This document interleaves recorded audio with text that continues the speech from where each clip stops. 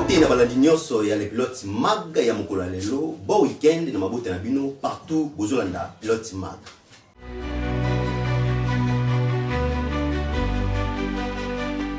Général Israël Kantou mokonzi ya ville ya Kinshasa ya la police apesi ordre na batu nyonso babombisa mituka na mongo banzela to pe na basusiat balongola yango apesi bango délai ya 1 mois. Tolanda.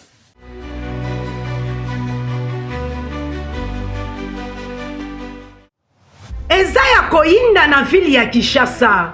Général Israël Kantou, mokonzi ya la police ya ville ya Kinshasa. Apesi emwa na bato nyonso oyo basundola mituka na bango na banzela tope na basusiati oyo ekoma lokola parking na bango ya kolalisa pe ya kobombisa mituka na bango balongola mituka na bango apesi bango kaka 1 mois oyo akolongola mutuka na ye te bakokata yango oyo akolongola mutuka na ye te bakokata yango ezala bato ya moto bayebake susiati ezali parking te okolela mama pamba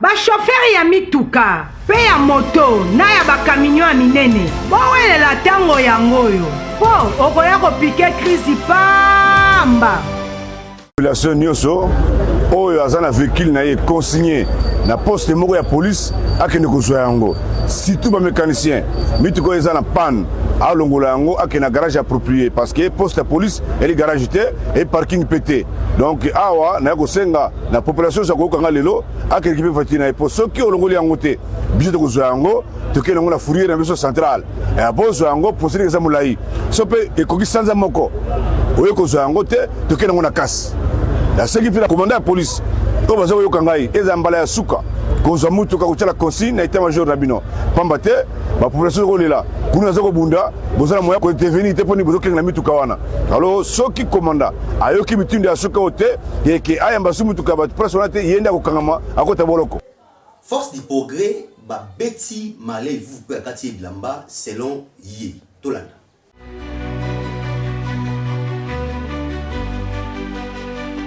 Moko ya bopposant M. Marlin Vuvu azalaki attaqué na butu ya lelo epai ya ba force du progrès. Selon ye pe batu, auteki na ye manifestation politique na bango. Tango azozonga po amata na mutuka na ye nde ba force du progrès balobi il faut afuta mbongo. Et pourtant esika ye agaraki mutuka na ye ezalaki parking ya l'État te. Topé lopango ya motote ezalaki lieu public selon explication na ye tolanda ye na micro ya le pilote mag bon voilà le corps que ce n'est pas ces illettrés de la force du progrès en faisant ça qu'ils vont nous faire payer. J'appelle plutôt les Congolais les 8 tous dans la rue, mais je prends en témoin Jacques Chabani, Daniel Bumba, tous les ministres qui ont laissé les kermesses, parce que j'étais en face du terrain municipal où il y a une kermesse. Et Bango, le a tiré les besoins municipaux, donc les kermesses n'ont pas tenu à force du progrès avec des étiquettes, il y a ville à Kinshasa. Donc cela suppose Jacques Menchaba, Daniel Bumba, Jésus Noël Cheikh, Bob Amiso, ils les ont autorisés. Et dans mon lobby, le président Daniel Boumbate. Donc moi j'attends, si rien n'est fait, moi je vais rentrer dans la même place. Non, c'est là le 8 cités. Moi je vais mobiliser des Congolais toujours dans la même place. Si nous allons mourir avant le 8, nous allons mourir là, devant ces terrains municipaux.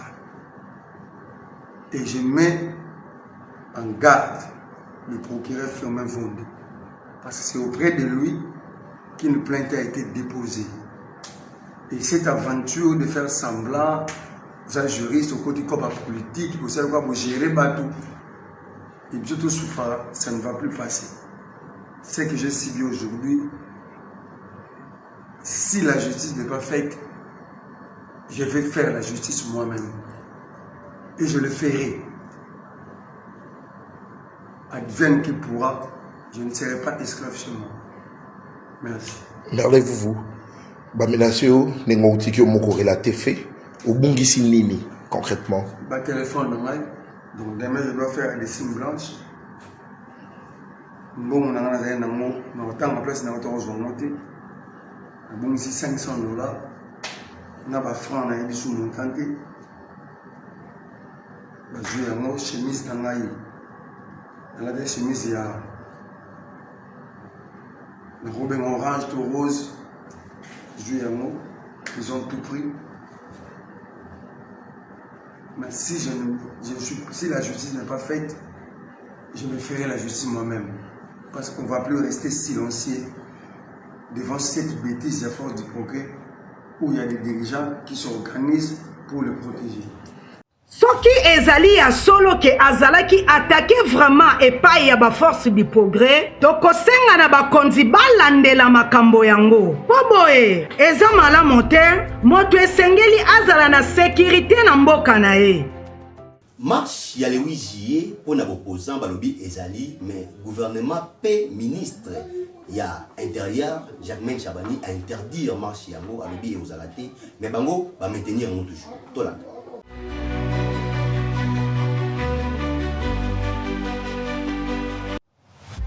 Marche opposition ezali maintenir toujours selon ba sensibilisation na bango oyo bazo sala na ville pe na province ya Kinshasa na Congo mobimba po na journée yango kasi na part ya gouvernement ministre de l'intérieur VPM Jacquemain Chabani a interdire yango na ba raison sanitaire po na crise pona makambo etali maladie ya Ebola. Pe lié oyo batieki pona descente na bango na palais de la nation ezali esika oyo esengeli ezala sécurisé parce que ezali esika oyo président de la république asalaka mosala. Donc marche eza annulé ndenge alobi na bango.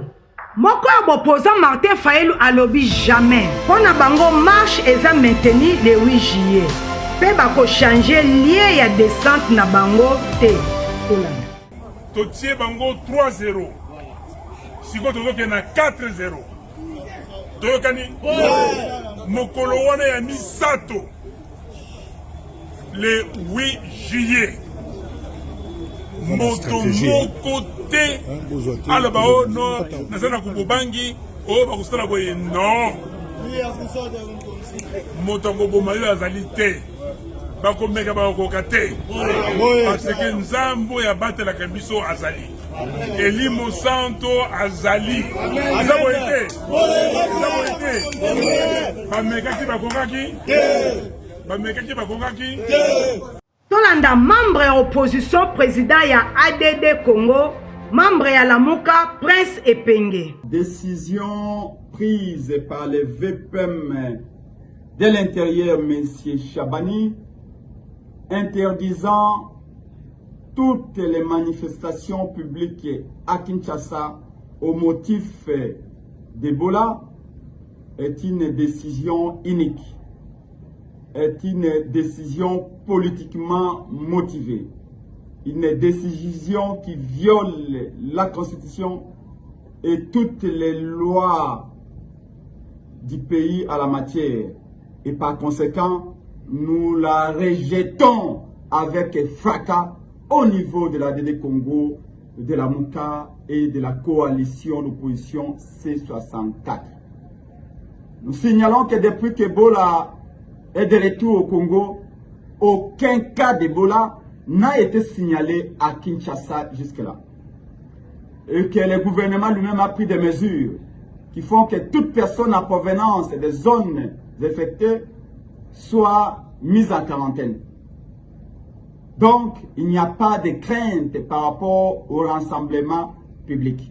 Likambo ya sécurité na Kinshasa pe na district ya Tchangu ezokoba seko koba na Kimbuta ba braqueur d'armes ba botoli changer en bongo et puis si pasi tolanda.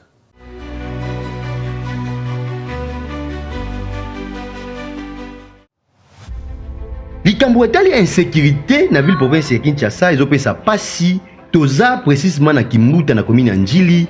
Braquage d'armes et salami et pas ya changer ya monnaie. Et puis si passi moko ya ba cadre ya commune Njili, conseiller municipal Gametre azalaki wana yemoko sur place. Tolanda. na niveau ya Kimbuta tuka sécurité to éviter et senga ifale ndena ba milia Kimbuta kuluka kocha ba militaire bazalaka ba bisika boye pona ko sécuriser population na biso. Donc c'est regrettable. Tozosenga na bakonzi bafongola miso pe balandela likambo tali insécurité na Kinshasa po boye ekomi nango baje ya normal te. Toti kaka wana disika changu epesi passe na likambo tali insécurité to éviter surtout ça la nini. Babomi papa Dava yepe lisusu changer ya monnaie epesi passe.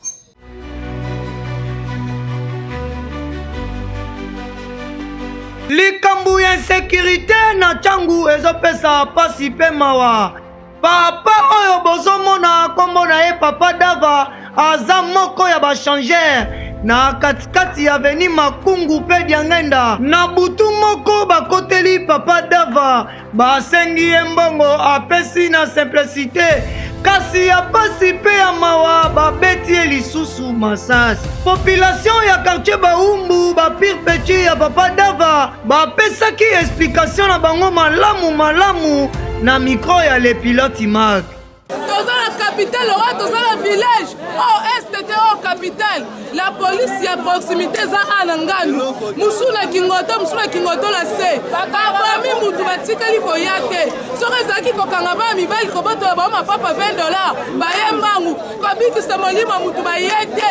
Ngandu pena komina munene kimbateke za ata police moko yete timu takufi.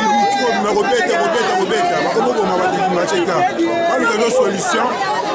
La fois DC à quel la décision fois de cette mission aux arabes pas policier on battre quand il y a un jeune soit même d'avoir une couple va gagner pour quand on fois il match avec on va battre les points il match de on peut l'homme qui est mort comme ça pour aller ça l'a raté comment ni possibilité bande ya le baby ça qui match kulu les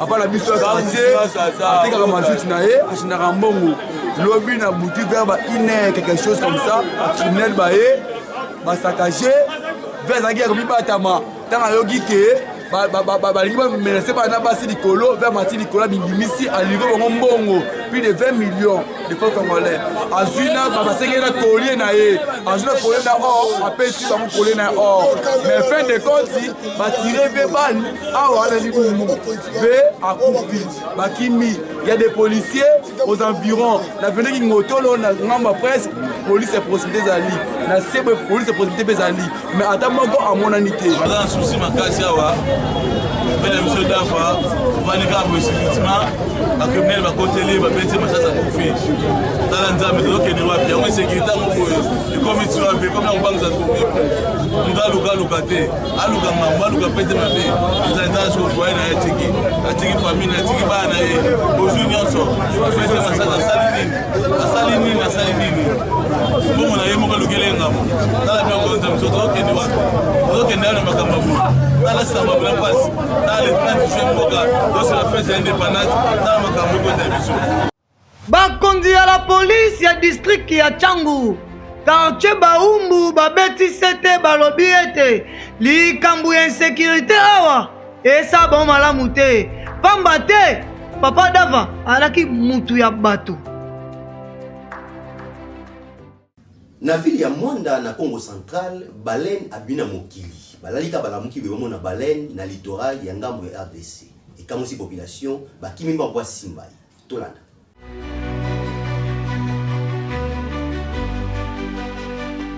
Totanga na classe likambo etali baleine toyokaka na sango mais bana Congo Central précisément na Mwanda basutuka kitongo balamuka boye baleine na munene aye na littoral ya ngambu na biso pe abwakami wana mbala moko bazoyeba te basala nini population bakimi na lombango basu baprofite po kotangaka na classe esimbaki te babi foto simba pe baleine toyeba pe ndenge azalaka tolanda.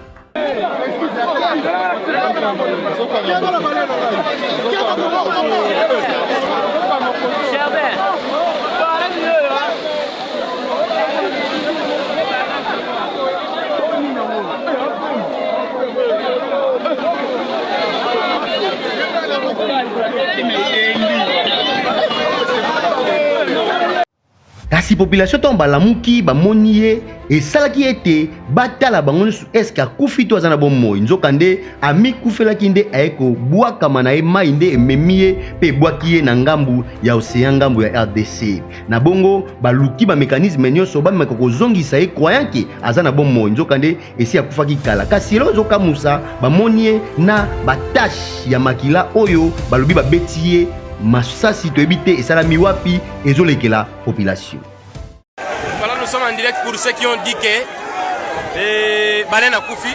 Ah ouais, tous en direct, Balen a Koufi te azopema. Donc botika babiloba loba botika publication, vous publier de n'importe quoi. Et il y a l'excellence qui est venu avec toute sa délégation. Missionnaire Zofumama, Azopema, ICC Nazosala Moussala Naye, FADC, Batios Bayaki pour la sécurité, Bazosala Moussala Mango, tout se passe bien. Donc, pour moi, Balen Yewana, Azali Kopema. Aza en vie, Azali Kopema, sans problème. Personne ne vous trompe. Il y a la population qui est là, il y a l'excellence ministre Jean-Pierre Bemba qui est venu avec toute sa suite pour voir tout ce qui se passe de l'autre côté. Nous sommes en direct ici, il y a la population. Batouba Kosabino Teke et Balena Koufagi, non. Aza en vie. Aza en vie. Les alliés disposition à Bakozwa, ni Bakokai Kosala. C'est pour vous dire que non, nous c'est Zamalam. Nous c'est Zamalam. Vous voyez, nous sommes en direct. Il y a une délégation qui est venue de Kinshasa, ensemble avec les ministres des Transports, Excellence Jean-Pierre Bemba Gombo. Azali en vie, Azali Kopema. Quand les Nazola Zabino, vous avez Azali Kopema. Aza en vie, Azali Kopema. Bon, vous voyez le mouvement qu'il est en train de faire. Vous voyez le mouvement qu'il est en train de faire. Donc vous allez publier de n'importe quoi. Ce n'est pas ce qu'on est en train de publier. Nous sommes là ensemble, il n'y a pas de souci. Il y a plusieurs, il y a la population qui est venue de partout pour venir voir Baleine, Silmer. Ici c'est Mwanda. On est ensemble, il n'y a pas de souci. Merci beaucoup pour votre compréhension quand vous nous suivez. Honorable Ladi Yangotikala, Yepe a dit qu'on rendre visite famille Obazaki éprouvée na Kimbanse ke bisika nini bakotelaki papa Dava Tolanda.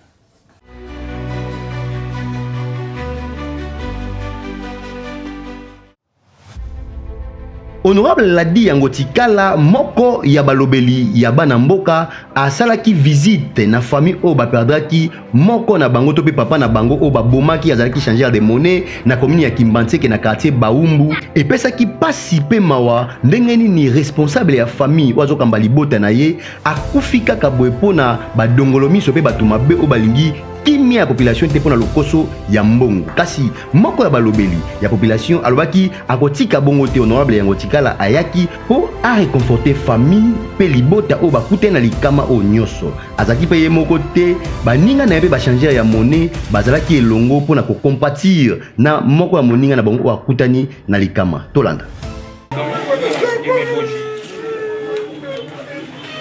Je suis présentement à Kimbanseke. Celle que vous êtes en train de voir est une orpheline. Le 30 juin 2026, son papa a été fauché par une arme à feu à cause des intrus qui ont causé tous ces dégâts que vous êtes en train de voir. Le 30 juin, les gens sont en train de célébrer l'indépendance. Mais na kati ya famille oyo na chango baza kolela parce que papa na bango babomi basengi ye mbongo basengi ye chaînette basengi ye biloko nyonso alataki donc on le connaissait sûrement. Naza na posa ya kosala buzz te mais naza juste na posa ya ko ramener conscience na biso nyonso. Excellence Monsieur le Président de la République, je connais votre souci pour le peuple congolais. Nayebi combien vous avez le moyen pour sécuriser les Congolais. Mais ici nous sommes à Kinshasa, dans la commune de Kimbanseke, dans le district de la Tchangu. Wapi Boutou Kimbama Sassi Betaki. Et moi, na verni au Salakangai Manika. Et je descends pour venir voir ça. Et je n'ai que de la présence des yeux. Moi, je Salinini pour les lois comme on fait. Et puis son papa, c'est un argent du parquet. Yachango. Je demande que la justice soit faite.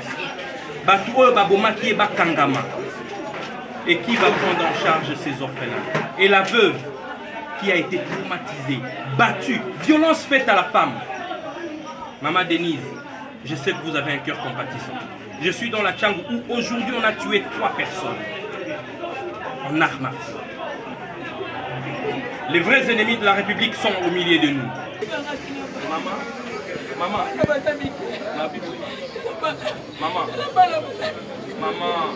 maman,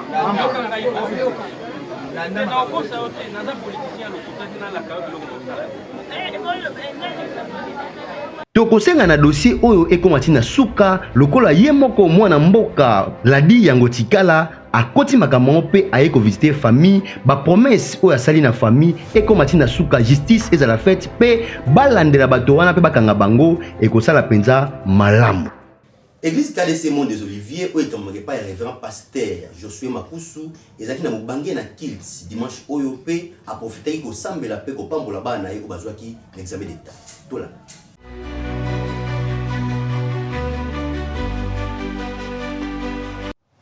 Église KDC Monde des Oliviers, oye kambamaka na révérend pasteur Josué Makusu, ezomi na Veninga Pila numéro 78, quartier Salongo na commune ya Kimbanseke. Dimanche basambelaki kit d'adoration na bango, elekaki kitoko kasi esukaki wana te, ayambaki ba finaliste na ye nyonso. Pe asele bango losambo moko ya ba finaliste na suka ya losambo azangaki koloba te na micro ya le pilote man.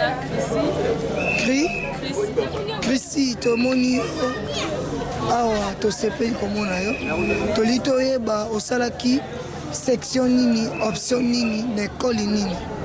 Section technique option routier na lycée technique Bomengo. Na lycée technique Bomengo.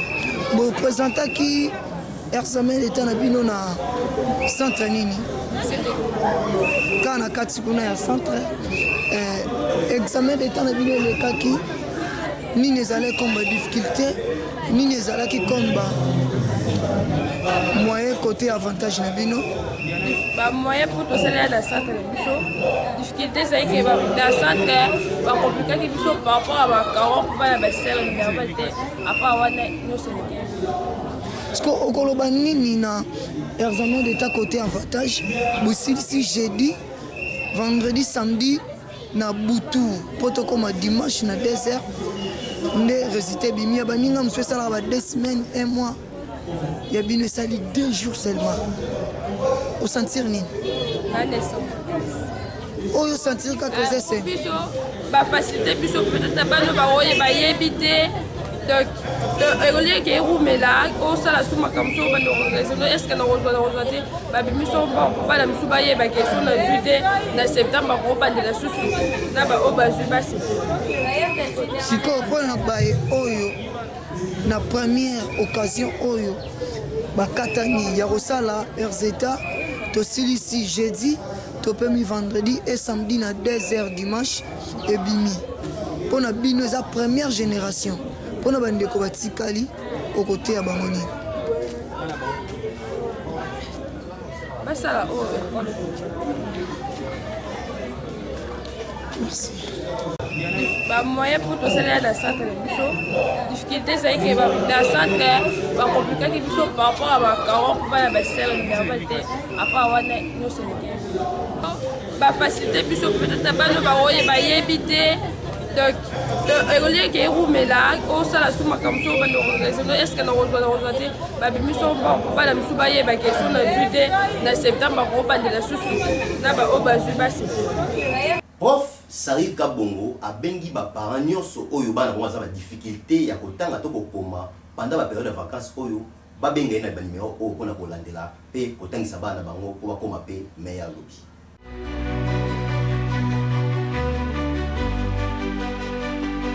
Ba papa ba mama na bino ba parents oyo bolingaka bana bino bazala na éducation malamu pe bayeba kotanga. Professeur Sarif Kabongo a organisé des cours supplémentaires kobanda na niveau ya 5e primaire, 6 secondaire pe humanité mobimba.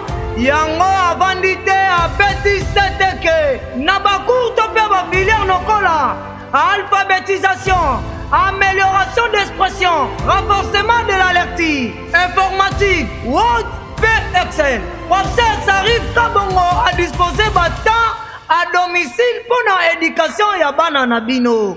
Tout souhaité joyeux anniversaire na Maria Moransa Maman Lopango oazo fêter anniversaire né Mokola lelo. Eko yinda na Angola, Angolais ozala tomber. Tolanda.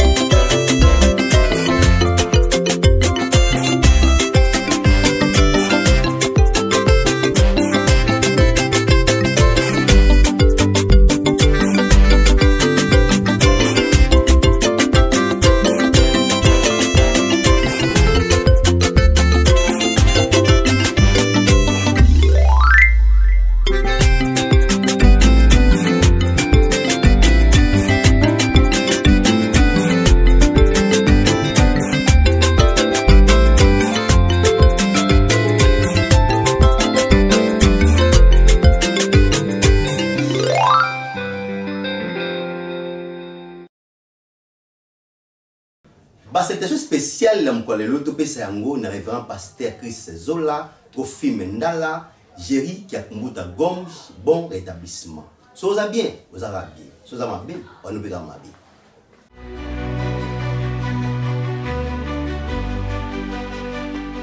Somoni commandant les pilotes mag à s'équiper à Simbi Bagalon na ye, ngolo baka numéro les pilotes mag à Mokolalo et comme na souka. Topesa merci une équipe rédactionnelle au bakumbele ki masolo. Na sima caméra toza na John Benga P Princilia Longo bazala kiwana. Monteur na biso ingénieur GLK Musala Kitoko. Na supervision Landry Benga yekuti koloba te ko musala na ye toko magasi. Bongo na présentation bozala ki bongo na ngai moko ndeko na bino molobeli na bino Ephraim Kindamba.